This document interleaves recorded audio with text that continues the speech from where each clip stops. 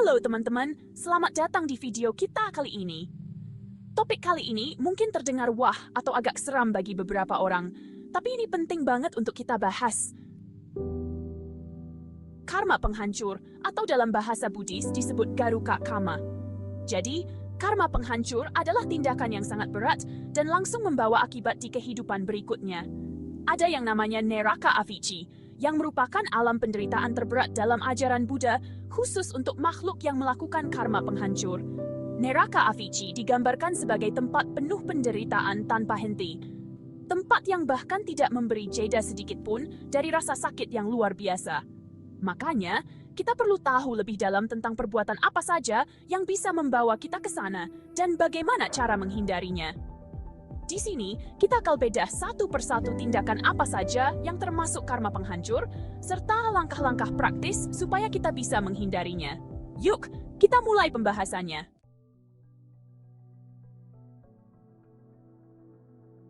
Apa itu karma penghancur?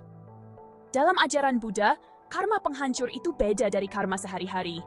Ini adalah perbuatan yang luar biasa berat dan langsung membuahkan hasil pada kehidupan selanjutnya. Ada 5 tindakan utama yang dikenal sebagai karma penghancur. Yang pertama, membunuh ayah. Yang kedua, membunuh ibu. Yang ketiga, membunuh arahat atau seorang yang telah mencapai pencerahan penuh dalam ajaran Buddha. Yang keempat, melukai Buddha dengan niat jahat atau merusak sosok Buddha yang dihormati. Dan yang kelima, memecah belah sangha atau komunitas biksu dan umat Buddha. Jadi memecah belah ini bisa dianggap mengancam kesatuan dalam ajaran Dharma. Dampak dari kelima karma ini sangat langsung dan berat. Buddha juga menyebut dalam Anguttara Nikaya bahwa tindakan berat lainnya seperti mencuri, berbohong, melakukan perilaku seksual yang salah, mabuk-mabukan, dan tentu saja membunuh makhluk hidup juga membawa akibat karma yang buruk. Semuanya bisa membawa dampak serius kalau kita nggak hati-hati. Gimana nih menurut kalian? Apakah 5 tindakan ini termasuk dalam hal yang sulit untuk dihindari? Atau malah gampang banget karena kita sudah berusaha hidup baik? Coba tulis di kolom komentar.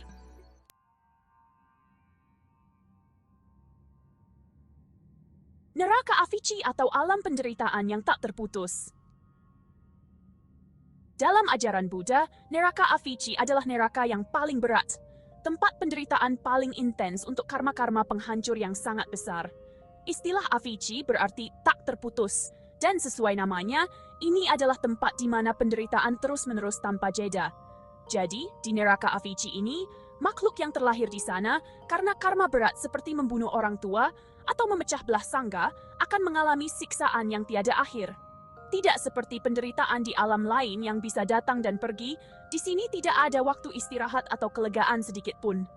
Bayangkan, penderitaan yang berkelanjutan, dan ini terjadi sampai karma buruk yang menjadi penyebabnya habis. Nggak ada yang bisa menghindar dari akibat karma buruk jika tindakan itu sangat berat. Dalam Dhammapada, Buddha mengingatkan kita bahwa tidak di angkasa, tidak di tengah samudra, tidak dengan masuk ke celah gunung, tak ada tempat di bumi ini di mana seseorang dapat bebas dari akibat perbuatan jahat. Pesan ini sangat penting, terutama buat kita yang ingin menghindari karma penghancur. Seberat dan seberapa pun kita mencoba lari dari karma buruk, akibatnya tetap akan datang, seperti bayangan yang selalu mengikuti kita. Jadi, dengan menghindari tindakan buruk, kita bisa menjaga diri kita dari terjatuh ke neraka Avici.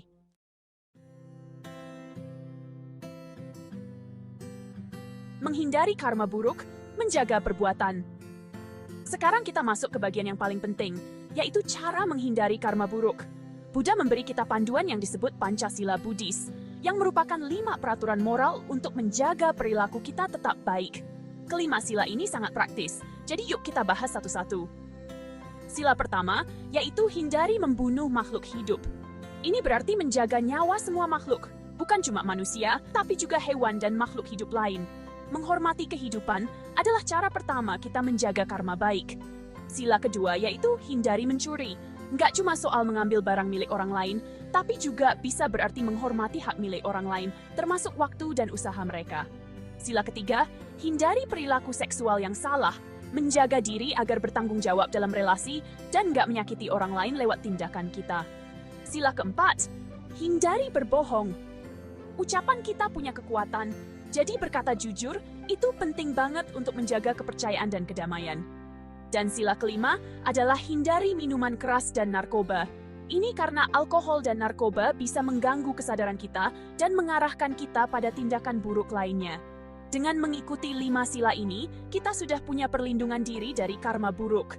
Bayangkan kalau semua orang di dunia ini mencoba menerapkan 5 sila ini, pasti dunia bakal lebih damai dan harmonis. Setuju nggak?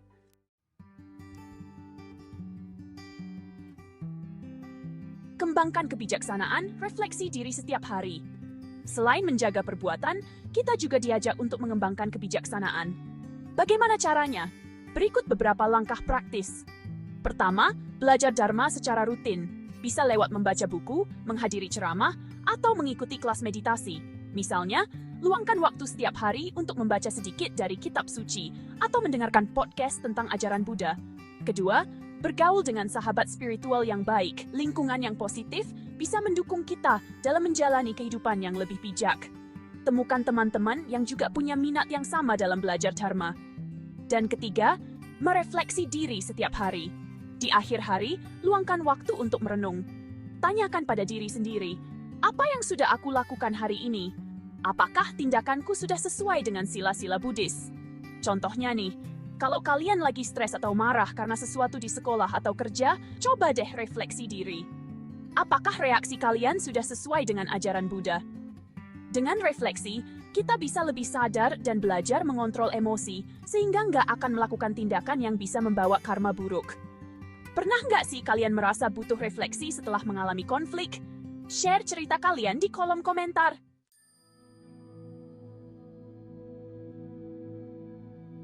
Latih kesadaran dengan meditasi dan cinta kasih. Selanjutnya, penting banget buat melatih kesadaran kita.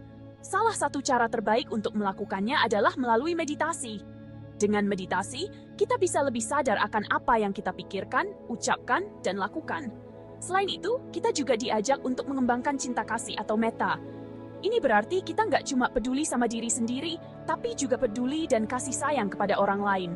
Contohnya, saat kita merasa marah atau kesal, kita bisa mencoba mengganti perasaan negatif itu dengan cinta kasih. Misalnya, alih-alih membalas dendam saat disakiti, coba deh kirimkan doa atau harapan baik untuk orang tersebut. Bayangin kalau semua orang punya cinta kasih, dunia pasti bakal jauh lebih damai. Kita nggak gampang marah, lebih sabar, dan lebih menghargai orang lain. Bijak di media sosial, hindari ujaran kebencian. Di era digital sekarang, media sosial jadi bagian penting dari kehidupan kita. Tapi, kita juga harus bijak dalam menggunakan media sosial. Buddha mengingatkan kita untuk tidak menyebarkan ujaran kebencian atau hal-hal negatif yang bisa merusak karma kita dan orang lain. Sebaliknya, kita bisa gunakan media sosial untuk menyebarkan hal-hal positif. Misalnya, bagikan kutipan Dharma, cerita inspiratif, atau motivasi yang bisa memotivasi orang lain. Dengan begitu, kita juga menyebarkan karma baik. Contoh nyata, misalnya kalian bisa share video meditasi, artikel tentang ajaran Buddha, atau pengalaman pribadi tentang bagaimana meditasi membantu mengatasi stres. Ini nggak cuma bermanfaat buat diri sendiri, tapi juga buat orang lain yang melihatnya.